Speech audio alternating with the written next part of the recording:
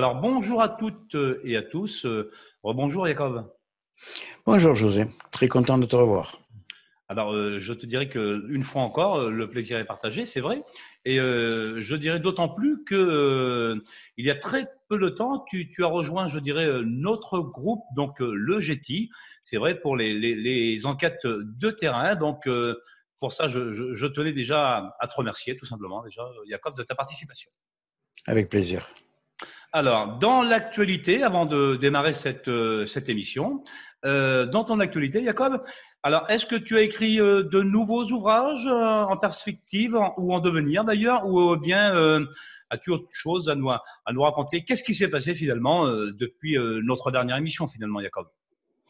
Alors, de nouveaux ouvrages, je n'en ai pas édité. Il y a toujours les deux anciens, donc Connaissez-vous Stéphane des temps et Montréal brûle-t-il, qui, on va le voir plus tard d'ailleurs dans notre entrevue, apportent énormément au sujet l'Obs en pas, puisqu'en fait nous sommes là aujourd'hui pour parler de l'Obs en pas. D'accord? Par contre, pour aller un petit peu plus loin, je suis en train justement d'écrire deux ouvrages. Un qui est la suite du premier pour expliquer aux gens que justement il y a des effets d'âme qui ne sont pas toujours attachés à un corps, comme je le disais dans les deux premiers livres. Et ensuite, il y a le deuxième livre qui traite sur la lumière, qui lui explique quelle est la position vibratoire d'une âme dans l'univers.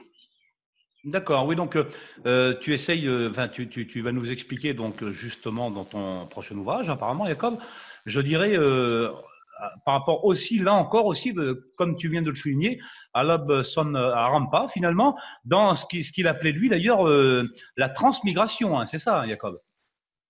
C'est ça. Là, on a la... Alors, il y a deux appellations. Il y a la métampsychose ou transmigration des âmes.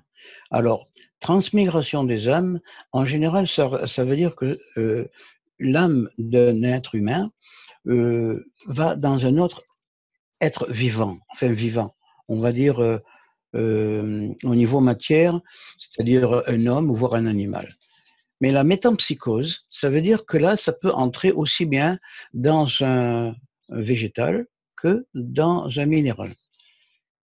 Il y a des cas où des âmes, on va dire, pour se punir de quelque chose, qui sont mal conduits, se font en quelque sorte une autopunition et passent un certain temps, soit à l'intérieur d'un fruit, d'un légume ou d'un arbre, que l'on retrouve d'ailleurs, tu le sais très bien, chez les druides, puisque les druides s'adressait beaucoup aux forêts, aux arbres de la forêt, l'énergie des arbres, etc. Et en reconnaissant qu'il y a beaucoup d'âmes très puissantes dans les arbres. D'accord? Certains, c'est quand on va finir par manger le fruit en question que ça va libérer l'âme. Bon, chez les pays indiens, par exemple, enfin en Asie, on va dire plutôt, ils demandent l'autorisation à un arbre avant de l'abattre, hein, parce qu'ils savent très bien qu'il peut y avoir une âme dedans. D'accord? Maintenant, il y a plus grave, c'est quand celui qui se prend dans un minéral, parce qu'en attendant que le minéral soit cassé, détruit ou exploité, ça peut durer beaucoup plus longtemps. Voilà, donc tu vois, il y a ces deux termes qui sont la transmigration, c'est quand ça passe généralement d'un corps à un autre corps, et puis la métampsychose qui peut aller dans n'importe quel élément. D'accord, oui, Donc, donc tu soulignes ici une pratique, je dirais, ancestrale quelque part, non? oui, c'est d'ailleurs très pratiqué en Asie où ils récupèrent des âmes dans des bassines d'eau, ok, des âmes de grands maîtres qui sont destinés à ensuite retourner dans un autre corps. Mais si tu veux bien, tu regardes mon premier livre, Connaissez-vous cette fin des temps, c'est ce que j'explique, où il récupère les âmes en attendant de pouvoir se réincarner dans un autre corps. Tu vois, donc c'est quelque chose qui est très très pointu, très connu, qui est presque à l'infini parce qu'il y a presque une infinité de dimensions et c'est invisible à l'œil, on va dire, de Monsieur Tout le Monde.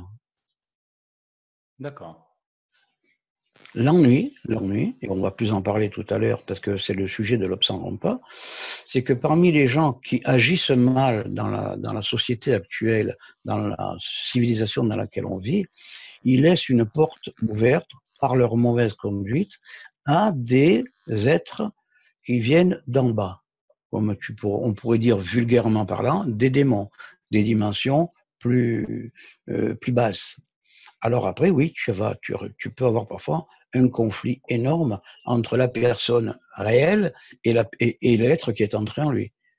Bien Pourquoi sûr, je te parce que parle de ça? Parce que ça rejoint justement le problème de l'observant pas, où on dit que et c'était un Anglais qui est né en Angleterre, qui a vécu en Angleterre, et lui dit que c'est l'âme d'un lama tibétain qui est entré en lui et qui a écrit des bouquins. oui, c'est ça. Et c'est vrai que dans ce que tu dis, je pourrais répondre aussi quelque part, c'est vrai.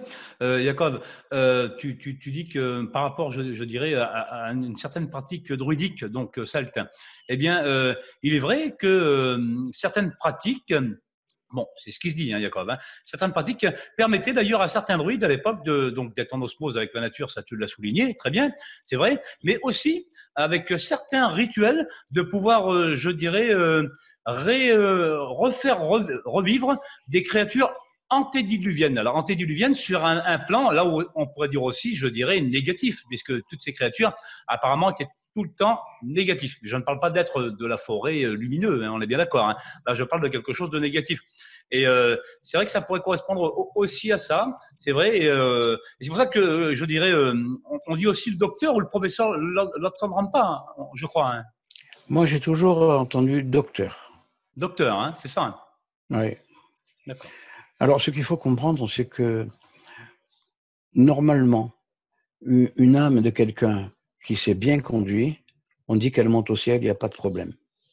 Par contre, quelqu'un qui ne s'est pas bien conduit, on ne va pas dire que ça a été quelqu'un de mauvais, mais quelqu'un qui est très attaché au matériel ou qui est mort sur une rancœur, ça, son âme peut rester attachée au sol, c'est-à-dire à cette terre, ne pas monter et il se sent en perdition tout le temps qui passe. J'ai aidé beaucoup de gens là-dessus et j'en aide encore. Ok. Maintenant, ceux qui restent ici, alors ce sont souvent les mauvais. Parce que justement, il existe ce qu'on appelle des anges envoyés, des anges sataniques, on va les nommer comme ça, qui eux récupèrent les âmes des gens qui n'arrivent pas à monter pour se renforcer lui-même. D'accord? C'est ce que tu retrouves encore dans Connaissez-vous cette fin des temps, hein? Tu le retrouves bon, sous une autre présentation, mais c'est exactement ça. Alors, évidemment, quand des gens qui se disent des sorciers, bien sûr malfaisants dans ce cas-là, veulent réactiver ce genre de choses, ben, ils peuvent ou faire revenir cette âme et la rentrer dans un corps humain déjà existant, ou dans le corps d'un bébé, ou dans le corps d'un animal. Ou, certains, moi j'ai jamais vu, mais je sais qu'il y en a qui ont la possibilité, de synthétiser un corps, comme tu dirais, cloner un corps, ok, et il plante cette âme là-dedans. Et ça fait des dégâts souvent très importants. Oui, alors moi en ufologie, bon, ce qui n'a rien à voir ici dans l'émission, c'est vrai, il y a comme, mais bon, ce que j'appelle moi l'IGE, donc l'ingénierie génétique extraterrestre, ayons pas peur des mots, c'est vrai que dans cette pratique de clonage dont j'explique d'ailleurs un petit peu, je dirais modestement, les antécédents et le fonctionnement dans ma dernière émission de Missing Time sur la créature de Brocéliande, donc humanité génétiquement modifiée, c'est vrai. Eh bien, oui, je pense honnêtement que c'est possible. Voilà. Après, j'essaie de le démontrer de mon côté. C'est vrai, Jacob. Mais bon, point. Alors, Il y a encore la question ici. C'est vrai. Mais moi, Jacob. Mais c'est vrai que maintenant, en l'occurrence, dans ce qui nous intéresse dans cette émission, c'est vrai que donc le docteur ou le professeur Lobsang Rampa, c'est vrai que c'est quelque chose d'extraordinaire que nous allons voir un petit peu plus loin d'ailleurs. Donc oui, Yakov, c'est vrai qu'un homme extrêmement intéressant, et d'ailleurs nous allons justement survoler tout ça avec toi. Et donc dans ses écrits, donc c'est vrai que Rampa est un homme qui a écrit beaucoup d'ouvrages, mais c'est vrai que je dirais un qui fait toujours foi d'ailleurs encore aujourd'hui, est celui du troisième œil. C'est ça, Yakov. oui, tout à fait, c'est quand même son ouvrage le plus important. Pourquoi? Parce qu'il touche un point que beaucoup de gens trouvent extrêmement sensible, c'est le troisième œil, c'est-à-dire la vision extrasensorielle. Mais en réalité, il faut comprendre que la vision, et il y a tous les sens qui sont extrasensoriels, que ce soit l'audio, la vision, la perception du toucher, la perception des couleurs à distance. Quelqu'un qui est à un certain niveau n'a plus de problème de distance et voire même de temps dans sa perception. Maintenant, bien sûr, enfin, moi, personnellement, je m'imagine mal les Tibétains prendre un morceau de bois et casser l'os frontal d'un gamin pour lui permettre d'y voir plus, surtout quand on sait que ces vibrations du corps spirituel, du corps astral, n'ont pas besoin, n'ont pas d'obstacle avec un os humain. Oui, Au alors Jacob, contraire. excuse-moi de te reprendre maintenant. Je Ouais. dirais, ça c'est une pratique que justement le professeur Lotsamrampa avait mis en avant, c'est ça, hein, parce qu'il faut bien expliquer aux gens qui ne savent pas. Il avait dit Voilà. d'ailleurs une pratique justement spirituelle de son art d'ailleurs, puisque on Mmh. l'appelait d'ailleurs le lama médecin. Hein, c'est ça aussi, Jacob. Tout Eh à bien, fait. il disait qu'il fallait justement casser ce petit os ici frontal. C'est quand même extrêmement étonnant, hein, quand même, Jacob. Enfin, moi, personnellement, ça m'étonne beaucoup parce que par les études que j'ai fait moi-même, ce n'est pas une nécessité. D'accord. Maintenant, que ça soit aux yeux de certains rites un signe d'appartenance à quelque chose ou un signe de connexion à quelque chose, là oui, d'accord. Nous savons qu'il y a certaines pratiques où des gens se mettent une pierre, se mettent un point rouge ou une petite pierre rouge. Oui, ok, ça c'est connu. Mais j'imagine mal la nécessité de casser l'os pour que la personne voit mieux. Maintenant, la seule différence, c'est que d'après mes études que j'ai pu faire, l'os est par excellence, les os de la tête servent de résonance pour capter certaines ondes astrales. Alors à ce moment-là, ça pourrait permettre peut-être de, comment dire, de filtrer oui, ce que l'on va recevoir. Parce que par exemple, tu as déjà entendu des gens qui souffrent du sinus, des sinus. Il y a des sinus frontaux, des sinus de joue, enfin, ok. Qu'est-ce que c'est les sinus? Ce sont des petits trous qu'il y a dans les os et qui vibrent en rapport à certaines vibrations de lumière que l'on reçoit. Exactement comme un oscillateur d'un appareil électronique. Donc, si on me dit que c'est pour régulariser, filtrer, alors là, je suis d'accord. Mais pas pour percevoir plus. Alors, par contre-coup, si je filtre ce qui me dérange, ce qui m'arrange, je le percevrai plus nettement. OK, on peut jouer là-dessus. Mais sinon, j'en vois pas la nécessité. D'accord. Donc, dans cette pratique, Jacob, finalement, est-ce que tu sais, toi, de ton côté, je dirais, pour avoir étudié justement ce maître, hein, en philosophie notamment, c'est vrai, eh bien, est-ce que tu sais s'il l'a réellement fait? Je veux dire, physiquement, est-ce qu'il, lui, a cassé ce petit os frontal? Est-ce qu'il l'a fait, lui, finalement, avant de le mettre par écrit?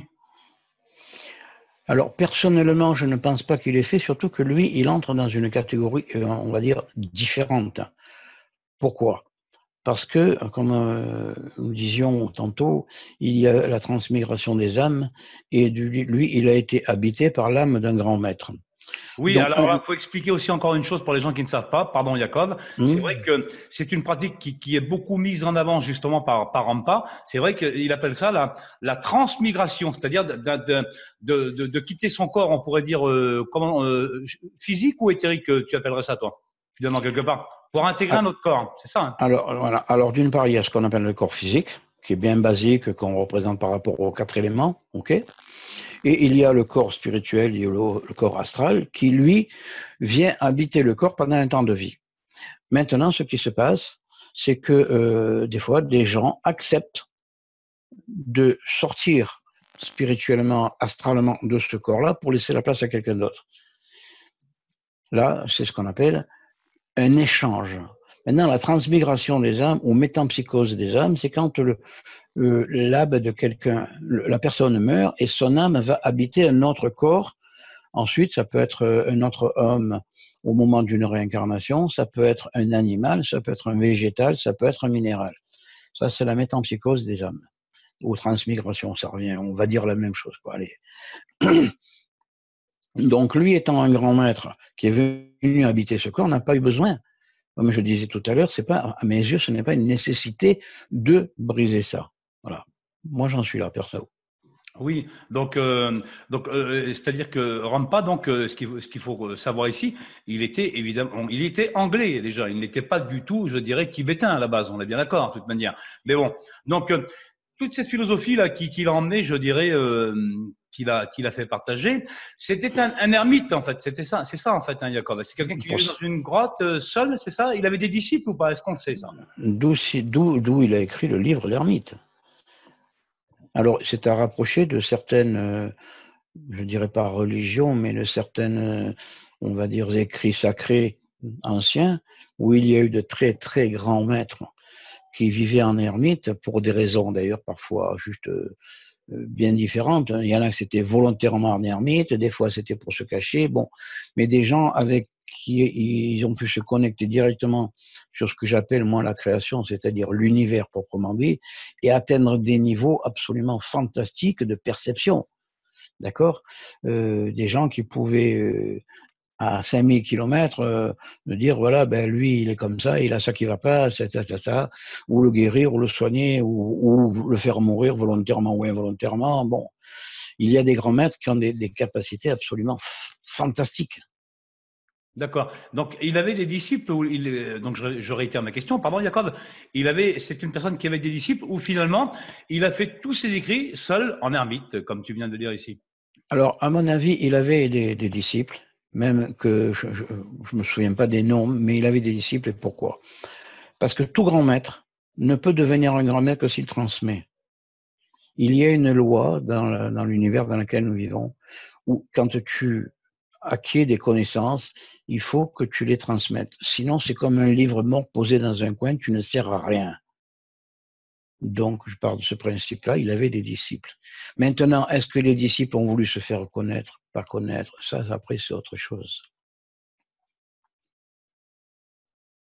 Oui, il est vrai ici un homme, je dirais, exceptionnel, puisque d'ailleurs, il était extrêmement visionnaire pour l'époque. D'ailleurs, visionnaire dans le sens où il a été aussi, il était capable apparemment d'avoir des prédictions qui d'ailleurs ne se sont jamais révélées. On est bien d'accord, Jacob, quand même. Hein. C'est étonnant. Euh, Jamais révélé, pour la plupart, que je sache, non. Mais il a donné des informations dans ses livres qui ont permis à beaucoup de monde d'évoluer dans la spiritualité, par contre. Oui, Parce que s'il et a pas vendu que. 15 millions de livres, c'est pas pour rien.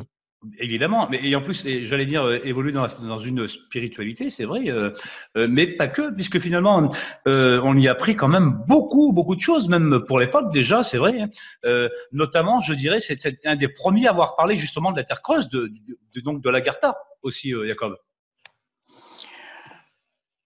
Alors au niveau de la Terre creuse, non, c'est pas le premier. Il y a un grand maître dans le judaïsme qui a raconté une histoire qui lui est arrivée où il y a des gens qui sont venus le chercher un soir pour soigner quelqu'un. Et il les a suivis parce que la vie, ça prime surtout. Il y a quelqu'un soigné, j'y vais. Il n'a pas regardé si c'était le jour, la nuit ou quoi. Et ils l'ont amené dans une grotte. Il s'éclairait avec des torches. Et ils se sont aperçus, lui s'est aperçu qu'en fait, il prenait un bateau, que c'était une énorme grotte souterraine, et qu'ils ont traversé une certaine surface d'eau, et qu'après, il continue à descendre. Alors là, il a dit non, stop, je ne veux pas aller là-bas, mais il a compris qu'à partir de là, ça entrait dans la terre creuse, c'est-à-dire dans une zone où il y a une civilisation sous terre. Oui, des intraterrestres, quoi, quelque part, c'est ça. Intraterrestre, oui. C'est ça. Hein. Donc, l'Obsan n'est pas le premier. Mais l'Obsan lui, il a la particularité, dans les écrits qu'il a fait, où il rejoint les deux. C'est-à-dire, il parle des intraterrestres et des extraterrestres. Oui, parce qu'il dit aussi justement, on peut y venir maintenant, qu'il a eu justement des contacts avec justement des êtres donc venus du ciel, évidemment, de l'espace, et finalement donc qu'il lui aurait laissé quelques messages aussi encore. Comment Oui, oui, tout à fait. Tout à fait, mais moi ce qui m'avait beaucoup amusé déjà à l'époque, il y a plus de 40 ans quand j'ai lu ces bouquins, c'est que la description qu'il faisait de ces vaisseaux correspond parfaitement au témoignage que l'on retrouve maintenant. Alors, quelle description en faisait-il finalement, Jacob? Ça m'intéresse là. Alors parmi les descriptions, je me souviens qu'il y avait un vaisseau qui ressemblait en fait à un cylindre, à un tube, ok, qui était assez immense, avec des protubérances latérales aux extrémités. D'accord. Donc, c'est ce qu'on retrouve relativement souvent dans les gros vaisseaux où des témoins comme des pilotes d'avion, etc., disent avoir été doublés par un engin c'était comme un gros cylindre. C'est ce Bon, qu'on appelle d'ailleurs en ufologie un cigare, un vaisseau mère. voilà, exactement. Hein. D'accord. Oui, Donc, donc il en parlait déjà lui à son époque de tout ça. ouais, donc ce sont des écrits qui datent de 1960, je crois, quelque chose comme ça, alors que les témoignages qu'il y avait à l'époque de témoins qui disaient avoir vu ceci ou cela, que ce soit Roswell ou quel que soit l'autre, ils ne parlaient jamais de cigares de tube. À l'époque, c'était toujours des soucoupes, hein, donc circulaires assez plats, ou en forme quelque chose qui ressemblait un petit peu à une pointe de flèche ou en fer à cheval, mais jamais cylindrique. Alors, je m'excuse de te reprendre, Jacob, mais en ufologie, on retrouve, je dirais, ces objets depuis, je dirais, la nuit des temps. Donc, après, oui, je dirais on en voyait quand même peut-être un peu moins, c'est vrai, mais il y en a toujours eu, il faut dire la vérité. Il y en a toujours eu des cigares volants, ça c'est, il y en a encore aujourd'hui, de toute façon. Mais oui, bon, c'est ce qu'il a décrit lui, apparemment, c'est ce que tu nous dis, c'est ce qu'il aurait vu dans ses contacts extraterrestres. Et c'est ça. justement, dans ces contacts, on en a un petit peu plus loin, Jacob. Alors, quelle description on a eu qu'est-ce qu'il en donne comme description de son côté? Là encore, ce sont pour lui des humains du futur. Qu'est-ce que c'est encore là, pour lui? Alors en fait, il y a les trois possibilités. Il y a des humains du futur, il y a des humains qui font partie de cette même comment dire, univers vibratoire, et il y a des gens qui font partie de l'univers vibratoire différent. Donc tu as les trois panneaux possibles. Soit des gens qui sont d'univers vibratoire plus élevés et qui sont représentés même dans certaines religions, entre guillemets. Tu vois des êtres ailés comme des séraphins, des trucs comme ça. Soit tu vas dans des univers vibratoires plus bas où on te les représente plutôt comme des... enfin, je voulais pas employer le terme, mais se rapprochant des crocodiles, si tu veux, si tu vois ce que je veux dire. Oui, D'accord. pour pas dire les fameux reptiliens, on a bien compris ici. Voilà. Hein. Mais c'est vrai que non, mais c'est ça finalement, Jacob, c'est vrai. Et tu le dis si bien, mais avec tes mots. Mais quelque part, ça c'est ce que tu dis toi, c'est ton ressenti à toi. Moi, je parle de Rampa. Qu'est-ce qu'il en a vu lui? Justement, et parmi ces êtres, il est allé très loin dans le passé, au moment où beaucoup de planètes se formaient dans cet univers, dans notre univers vibratoire. Et de là, il a décrit une race on va dire humains, parce que ce sont des humanoïdes, qui avaient une fonction, c'était d'ensemencer les planètes. Et c'est pour ça qu'il les appelait les jardiniers du ciel, les Oui, jardiniers d'ailleurs, célestes. les jardiniers célestes. D'ailleurs, juste le terme est magnifique quelque part. C'est vrai, c'est. C'est merveilleux. Parce que après, on va dire, voilà, si l'on se base sur la cosmologie logique, une étoile, c'est un amas d'énergie qui, comme toute chose, vibre, ce n'est jamais parfaitement stable. Et selon la vibration, il va se détacher un morceau de cette énergie qui, en s'éloignant du point, va commencer à refroidir, va prendre normalement une forme sphérique. Seulement, voilà, c'est inviolable à l'homme. Pourquoi? Parce que les gaz qui sont contenus, etc., ne peuvent pas fonctionner. Alors, il décrivait cela et en disant qu'il y a ces gens-là, ces jardiniers célestes, qui viennent sur ces planètes-là, qui ont commencé à refroidir, et ils implantent des plantes énormes. Et ces plantes, elles font quoi? Ben, elles bouffent le gaz carbonique, elles bouffent les gaz sulfurés, les gaz à base de soufre, etc. D'accord? Ça te rejoint déjà une certaine émission que tu as fait sur les arbres géants. Nous sommes d'accord? Oui, ben, j'allais dire justement que j'ai réalisé avec Monsieur Hassan Bodi, c'est vrai, donc sur les fameux arbres géants, c'est vrai. D'ailleurs, émission qui a fait beaucoup couler et qui continue à faire couler pardon, beaucoup d'encre, c'est vrai. Mais bon, alors donc tu rejoins, donc j'allais dire les travaux d'Hassan. Par honnêteté, oui et non, puisque ce n'est pas Hassan qui a trouvé justement cette théorie. C'est pas lui. D'ailleurs, pardon, je me permets de le dire ici quand même, c'est important.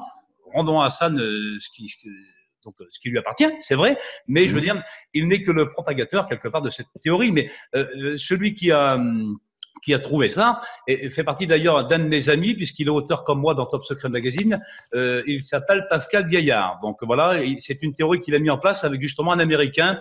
Donc voilà, je tenais quand même à rendre, je veux dire, à César. C'est vrai. Donc tu abondes aussi de ton côté dans cette théorie. Alors, sous cet aspect-là, oui, tout à fait, en tenant compte bien entendu qu'avec le temps, c'est les restes de ces végétaux géants se sont calcifiés, sont devenus pratiquement de la roche, ok.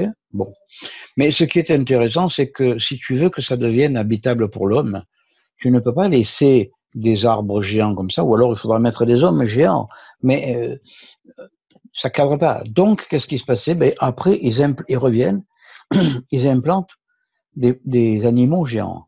Et on connaît tous les dinosaures. Donc, les dinosaures qui étaient des, comment dirais-je, des plantigrades, bon, ce sont des animaux qui se nourrissaient principalement de végétaux.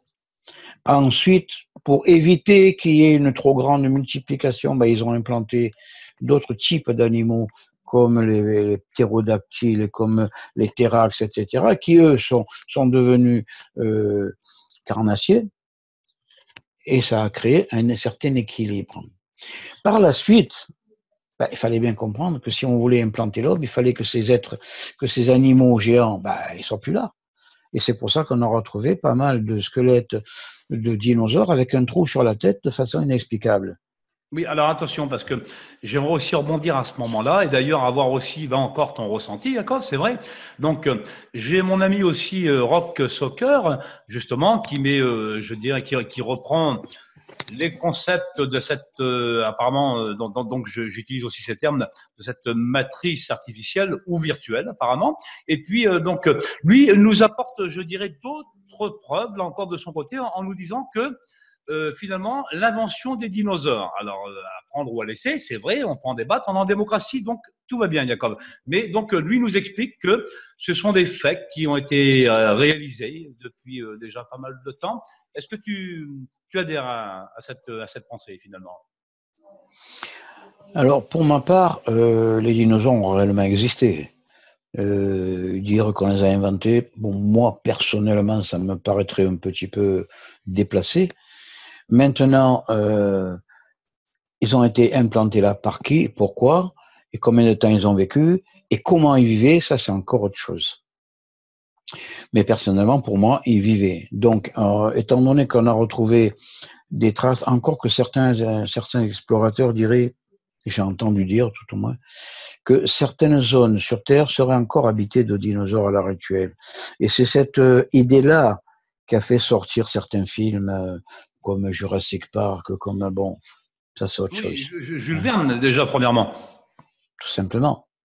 Tout Oui, simplement. oui, puisqu'on y retrouve justement sur cette fameuse sur cette île, on y retrouve justement des dinosaures et compagnie. Hein, je suis d'accord avec toi. Bon, donc tu n'adhères pas forcément. C'est vrai que bon, après, c'est quelque chose qui se dit, c'est toujours pareil. Mais donc toujours pour en revenir au professeur Rampa, c'est vrai que dans ces jardiniers célestes, donc là tu viens de nous expliquer qu'il est fortement probable dans l'univers de pouvoir d'avoir affaire justement à ce genre de créateur quelque part. C'est ça, il y a quand même. On va pas, moi, je peux pas dire créateur dans ce cas-là. Je vais dire jardinier. Pourquoi? Parce que le jardinier, il n'a pas fabriqué la graine, mais il utilise la graine qu'il va planter. D'accord? Donc c'est pas un créateur, c'est un intermédiaire. D'accord? Le créateur, ça serait autre chose, mais un jour, si tu veux, on fera une émission justement sur le début de l'univers, de la vie de l'univers jusqu'à maintenant. Et là, tu verras que ça implique d'autres choses. Mais, comme disait Nikola Tesla, tout se voit en qualité de fréquence et de vibration.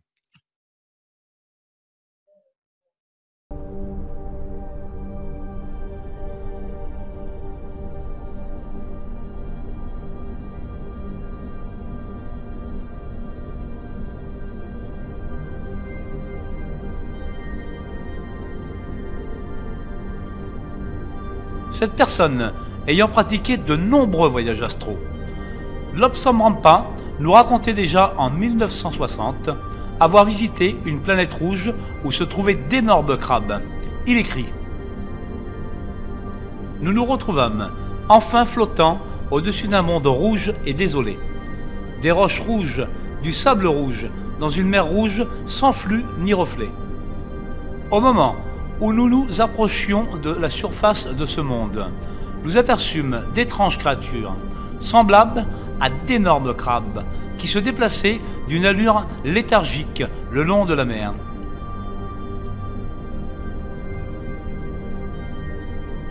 Rampa avait-il aperçu lors de ses nombreux voyages astraux des formes de vie sur cette fameuse planète rouge?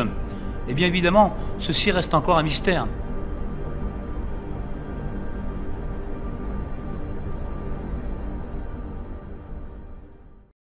Donc oui, Jacob, alors une chose, je dirais capitale justement dans Lobsang Rampa, c'est vrai, c'est cette fameuse transmigration. C'est-à-dire que dans le bouddhisme donc tibétain, on est bien d'accord, Jacob, c'est extrêmement important. C'est-à-dire que donc avant d'être Rampa, je dirais, il était anglais évidemment, et il s'appelait d'ailleurs, je crois, attends, sans raconter de bêtises, j'ai une fiche.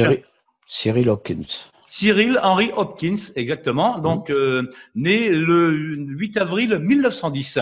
Alors, est-ce que c'est une personne donc qui est décédée et qui est revenue dans le corps de Rampa ou bien l'inverse finalement? C'est important ça de le dire.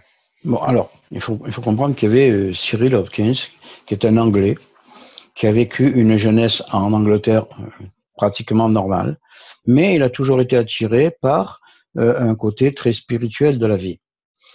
De l'autre côté, il y avait un homme qui était un lama, qui s'appelait Lobsang Rampa, qui a subi pendant la guerre des souffrances avec les Japonais, etc., qui a eu une vie très très dure. Oui, alors là, par contre, je suis obligé de te couper encore une fois, excuse-moi Jacob, mais c'est vrai que pour pas brûler les étapes non plus dans cette émission, hein, c'est vrai que tu parles de Rampa, et il a été, je dirais, oui, exactement, rapatrié au Japon, emprisonné, torturé, c'est important de le dire aussi à ce moment-là, et c'est vrai que donc Rampa, donc ce lama, et effectivement le lama Rampa, eh bien, a réussi, je dirais, à s'enfuir de ces geôliers quelques temps après avoir, je dirais, la fameuse tragédie d'Hiroshima. C'est ça aussi, hein, Jacob.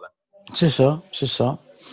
Et donc, justement, c'est le corps du lama Lobsang Rampa étant trop abîmé suite à toutes les tortures qu'il a subies, son âme est partie. Et à quel moment ils ont accepté de passer un contrat, un marché entre Cyril Hopkins et Lobsang Rampa, mais Cyril Hopkins, qui était passionné de ça, en quelque sorte, a laissé sa place à Lobsang Rampa, qui à partir de là est venu habiter ce corps. D'accord. Alors, est-ce qu'on sait qu'est-ce qui est devenu justement Cyril Hopkins à ce moment-là? On peut le savoir ou pas ça finalement? Alors, je pense qu'il n'est pas parti bien loin. Il est resté tout le temps dans les environs, d'accord. Et pour justement profiter de ce savoir. Parce que, bon, je m'occupe de choses en ce moment où justement il y a beaucoup de gens qui, dans la situation actuelle, subissent, eux par contre, ils subissent des agressions d'âmes de différents niveaux et ça fait la guerre entre le vrai habitant et celui qui veut y entrer. Hein. Donc ça, c'est un peu à part. Mais il peut y avoir des ententes comme ça. D'accord? Par contre, ne pas faire c'est pas exactement la réincarnation, puisque tu sais très bien que les Tibétains, quand un grand lama, un Dalai Lama meurt, qu'est-ce qu'ils font, ses disciples? Ils font venir les enfants de 2 ans, 3 ans, 5 ans, et ils font choisir quels sont les objets qui appartenaient au grand maître.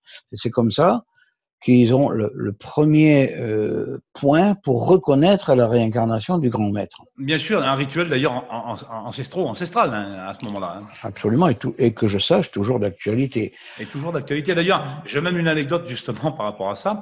J'ai un de mes oncles vivant, d'ailleurs, toujours du côté de Paris, c'est vrai, je me permets de la classer avec toi ici, Jacob. Et c'est vrai qu'un jour, eh bien, il a rencontré le Dalai Lama, c'est vrai, on en parlait aussi à ce moment-là, hein, parce qu'il faut savoir un truc, c'est qu'il était en retraite justement du côté de Paris à ce moment-là. Et c'est vrai qu'un de mes oncles l'a rencontré.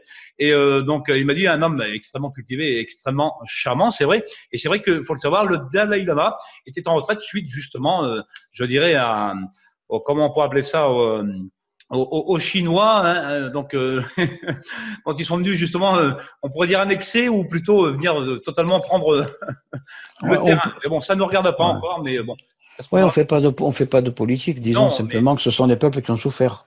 bien sûr, voilà. Mais bon, en même temps, je tiens à le dire, même si ça ne va pas plaire ici, bon, peut-être que ça va plaire finalement. C'est vrai que j'ai mon drapeau Free Tibet. Mais je l'ai depuis quelques années déjà, puisque justement, j'avais demandé à des amis justement tibétains de me le planter justement à Lhasa. On est bien d'accord. Et puis de me le ramener ici en France pour je l'ai justement dans mon bureau. Donc oui, c'est vrai que Free Tibet, tout est dit, Jacob, à ce moment-là. Ben, de toute façon, alors ce qu'il faut savoir par contre, hein, et que peu de gens savent, c'est que actuellement, une âme peut se réincarner, je précise le mot réincarner, dans 5 personnes simultanément. Quand j'ai commencé mes études à l'époque, je me suis dit comment quelqu'un qui est pas mort, parce que si l'enfant il a 5 par rapport aux Tibétains, je parle, si l'enfant a 5 ans aujourd'hui et que le lama en question il est mort il y a quelques jours, comment il pouvait déjà être réincarné? Alors en réalité, il faut savoir qu'une âme à l'heure actuelle, une étincelle d'âme, parce qu'il n'y a pas d'âme en pleine, ce ne sont que des étincelles qui font partie de l'ensemble, peut s'incarner 5 fois simultanément. Alors une étincelle d'âme, il y a le côté homme et le côté femme, okay, c'est-à-dire l'étincelle masculine, l'étincelle féminine. L'étincelle masculine peut s'incarner simultanément, c'est-à-dire dans la même période de temps, dans 5 corps d'hommes, avec des âges différents, avec des conditions de vie différentes, peut-être des couleurs de peau différentes. Pourquoi? Pour acquérir l'expérience dans toutes les conditions possibles. Et la femme, l'étincelle féminine, pareil. Donc, tu vas croiser quelqu'un dans la rue, plus jeune ou plus âgé, et puis c'est pas possible. On dirait que je l'ai toujours connu. Oui, cette Ça, impression de déjà vu, quoi, quelque part, c'est ce que tu cette dis. impression de famille, tu as jamais vu cette personne, et puis tu te dis, mais attends, je sais pas, c'est l'impression que c'est ma sœur, ma mère, ma fille, je sais pas, mais tu vois, ça peut provenir de là. Je dis pas que c'est le cas chaque fois, mais ça peut provenir de là. Donc tu comprends que, en réalité, le principe de la réincarnation, il l'avait très bien compris, l'Observatoire Rempart. Ça va quelque part très très loin. Après, il faudra voir les messages qu'il a voulu passer au travers de ses livres. Donc ce Lama Rampa, qui a forcément, je dirais, et qui a réussi d'ailleurs à réintégrer le corps de Hopkins, hein, cet Anglais d'ailleurs qui était curieux d'ailleurs et en demande de spiritualité. Est-ce que c'est pas par rapport à ça justement cette demande, cette recherche que justement Rampa a pu accéder à son corps à ce moment-là, l'intégrer? Alors, normalement, une âme, quelle qu'elle soit, ne peut pas entrer dans un corps s'il n'y a pas eu à un moment soit une faiblesse, soit un accord complet. D'accord? Pourquoi? Parce que la place est prise, on va dire. Tu as déjà entendu parler dans le voyage astral de la corde d'argent, du cordon d'argent, etc. Ça veut dire que le corps est toujours rattaché à son âme et que normalement personne ne peut y entrer. Normalement. Mais il arrive parfois que des gens soient d'accord, et donc là c'est le cas avec l'Observatoire Rempart. Il arrive parfois que les gens ne soient pas d'accord, et que des gens soient ce qu'on appelle habités ou chargés. Il m'arrive de m'occuper de gens comme ça, euh, déjà à plusieurs niveaux. C'est-à-dire que tu as par exemple quelqu'un qui s'est réincarné et qui a des gros problèmes psychologiques. Pas d'entité, rien, mais il a des gros problèmes psychologiques. Pourquoi? Parce qu'il a souffert dans une vie antérieure, une vie précédente. Alors attention, quand on dit vie précédente, ça peut être 5 ans avant, ça peut être quelques heures avant, selon comment ça s'est passé, ça peut être 2000 ans avant. Parce qu'il faut comprendre que il n'y a pas de nouvelle âme, donc ce sont des anciennes étincelles d'âme qui se réincarnent jusqu'à se purifier pour pouvoir se réunir à nouveau. Donc il y a des gens qui, dans une vie précédente, ont souffert. Ça peut être un exemple. J'ai connu une dame une fois qui avait une allergie au poulet, mais une aberrance pas possible. mais elle ne pouvait pas toucher, pas s'approcher. Hein. Après étude, je me suis aperçu que dans une vie précédente, donc à peu près 300 ans avant, elle avait volé un poulet parce qu'elle avait faim, il fallait qu'elle se nourrisse. Et à cause de ça, elle a été en prison, puis elle a été tuée. Donc l'âme a gardé en mémoire poulet, danger. Réalisé, tu vois, poulet, danger. Donc Oui, si je touche... une trace, on pourrait dire éthérique, finalement, quelque part, d'une réminiscence d'une vie passée, à ce moment-là, c'est ça. Hein. Et donc, C'est ça. quelque chose d'indélébile que, justement, par rapport à cette réincarnation que tu nous parles ici, Jacob, justement, à ce moment-là, on garde tout le temps, je dirais, les traces du passé dans notre futur, finalement, quelque part, dans notre réincarnation à ce moment-là. C'est ça. Et donc c'est là qu'il y a un travail à faire pour faire comprendre dans la personne que ce qui est passé, n'est plus présent. D'accord? Un autre exemple, tiens. Quelqu'un qui souffrait du rhume des foins, mais de façon abominable. C'est-à-dire, début mai jusqu'à fin juillet, début août, c'était des mangeaisons, les yeux qui pleuraient, le nez qui coulait, etc. Piqûre antihistaminique, etc. La dernière piqûre, la 50e piqûre, une par semaine, faisait 1 million de fois plus puissante que la première. D'accord? Imagine-toi la force du truc. Rien n'y a fait. Après étude, c'est un type qui était un Canadien dans le débarquement de la guerre de 39-45 et qui a été touché de 2 balles. Il est tombé dans un champ où il y avait des fleurs, des céréales, etc., qui commençaient à moisir. Son dernier souvenir, c'était quoi? C'était cette odeur d'herbe qui commençait à moisir à cause de l'humidité. Il est mort 2 jours après dans un hôpital de campagne. Mais la mémoire de ce type-là, dès que ça arrive, ce moment-là, hop, il a une réaction parce que cette période-là est un danger pour moi. D'accord. Ah oui, donc c'est vrai, c'est vraiment quelque chose de, comme je viens de le dire et tu le dis ici, qu'on garde dans cette fameuse empreinte. Et c'est vrai que bon, là, je crois je veux dire, on décale un petit peu du sujet, oui et non quelque part, puisque c'est le même Non, thème, c'est la réincarnation et la transmigration. On est bien d'accord. Mais c'est vrai que il faut quand même dire une chose ici que pour les gens, moi, je te connais personnellement, nous sommes amis, c'est vrai, Jacob. Et donc voilà. Mais c'est vrai que il faut bien comprendre ici, c'est que tu es aussi, je dirais, tu pratiques aussi des exorcismes. C'est ça aussi, il faut le dire à un moment donné. oui, ça m'arrive. Ça m'arrive justement quand des gens sont agressés. Parfois, ce ne sont pas des êtres mauvais qui sont là. Parfois, ce sont des êtres même très gentils. Je vais te donner un exemple très très simple auquel j'ai eu la grande chance d'intervenir il y a à peu près 23 ans de ça. Une gamine de 18 mois qui pleurait, qui avait des hémorragies. Les docteurs lui ont dit 15 jours à vivre aux parents, c'est tout. Bon, comme c'était des amis très proches, je suis allé jusqu'à Monaco. D'ailleurs, la petite s'appelle Esther. Si elle sait qu'elle en prenne contact avec moi, ça me ferait plaisir. Je l'ai pris dans mes bras, je lui ai parlé, et j'ai parlé, en fait, si tu veux, la mère aurait dû avoir 2 enfants. Donc, des faux jumeaux, je précise. Donc, ça veut dire que 2 âmes. Mais les 2 âmes étaient venues pour vivre dans un corps, mais qui avait qu'un corps. Donc, il y en a une qui était, on va dire, la véritable citoyenne du corps, et l'autre qui était là et qui ne voulait pas partir. Et résultat, la petite était en train de mourir. Donc, je me suis adressé à l'âme de la petite fille dont le corps ne s'était pas développé. Je lui ai dit, écoute, si tu insistes, tu vois, la petite là va mourir. Tu ne crois rien gagner. Par contre, si tu la laisses vivre, alors je te demanderai de revenir dans 3 ans et dans un autre corps d'enfant. Elle m'a dit d'accord. Dans l'instant même, la petite s'est sentie mieux, tout, et puis après, je l'ai revue plusieurs années après. Je me sentais magnifique. Et les parents ont eu une autre fille 3 ans après.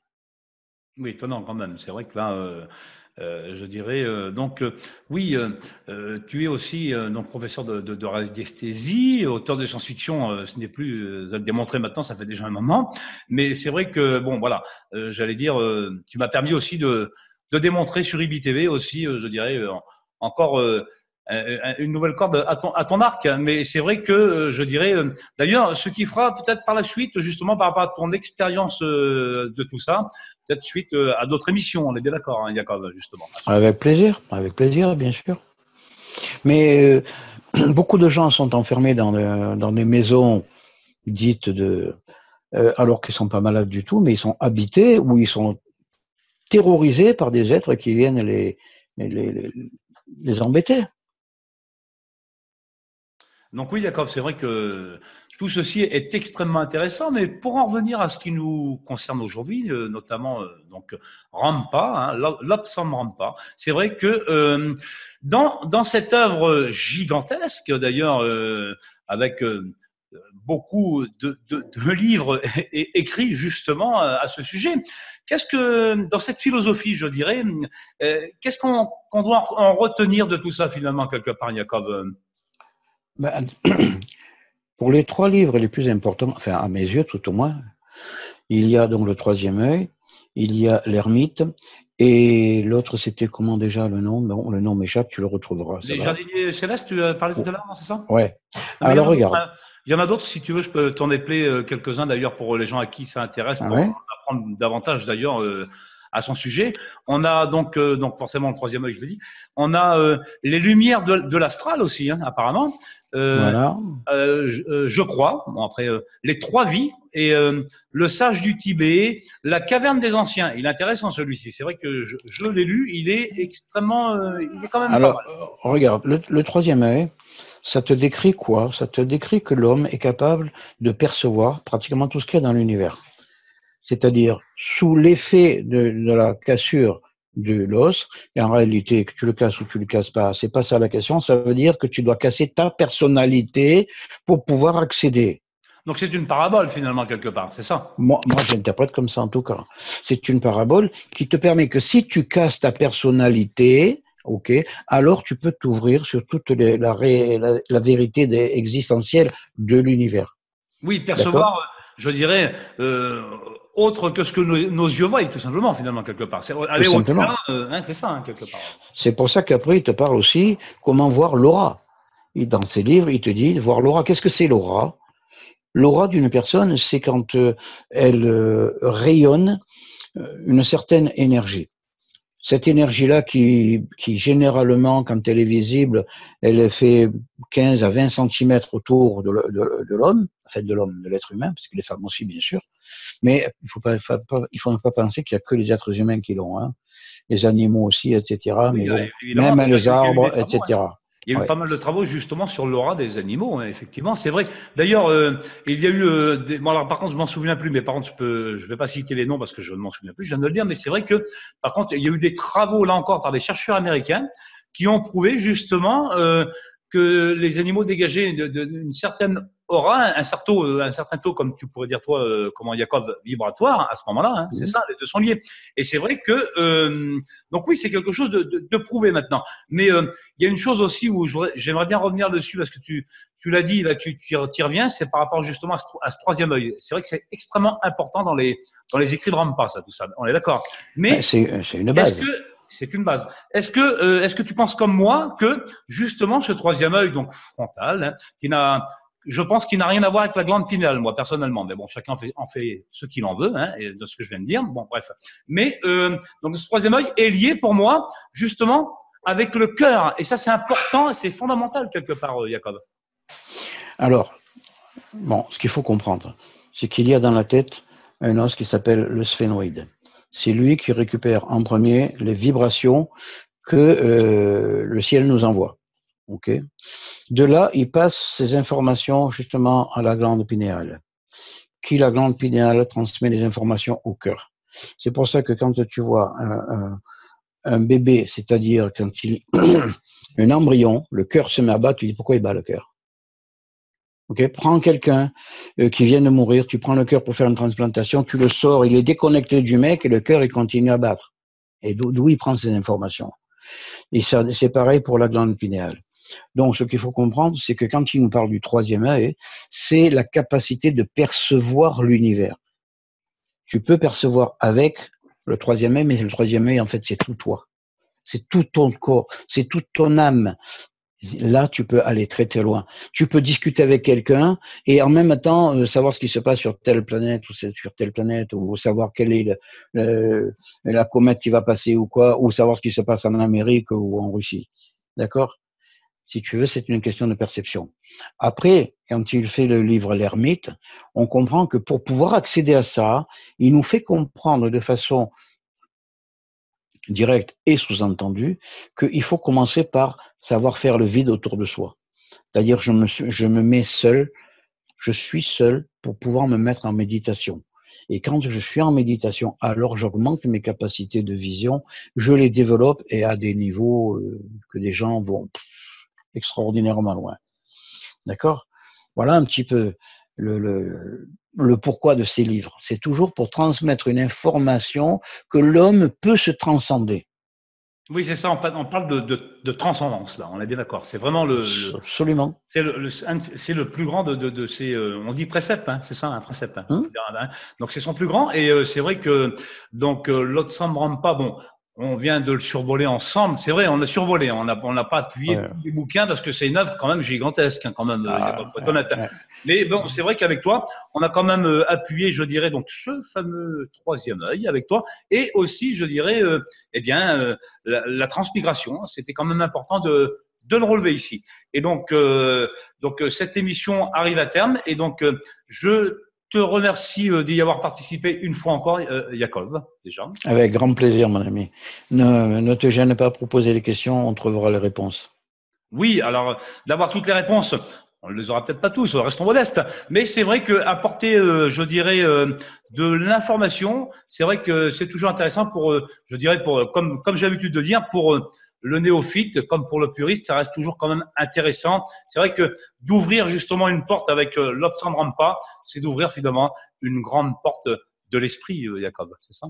De l'esprit sur l'univers.